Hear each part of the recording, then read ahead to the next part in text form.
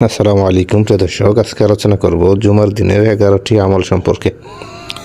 তো প্রিয় দর্শক, 1 নম্বর আমল হলো জুমার দিন গোসল করা। যাদের উপর গোসল ফরজ তাদের জন্য এই দিনে গোসল করাকে রাসূল সাল্লাল্লাহু আলাইহি ওয়াসাল্লাম ওয়াজিব বলেছেন। 2 নম্বর আমল হলো জুমার নামাজের জন্য সুগন্ধি ব্যবহার করা।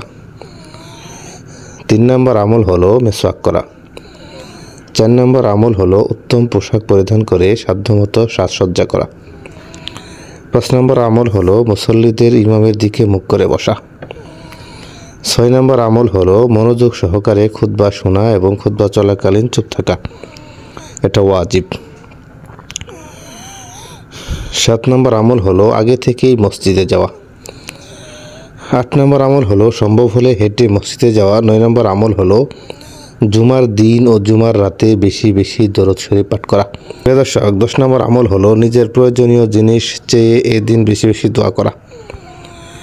সর্বশেষ 11 নম্বর আমল হলো কেউ খুতবার সময় কথা বললে চুপ করুন, এতটুকুও না বলা। প্রিয় দর্শক, এইভাবে জুমার দিনে আমরা যদি এই আমলগুলো করতে পারি, ইনশাআল্লাহ আমাদের জীবনের সমস্ত বালা মুসিবত দূর হবে।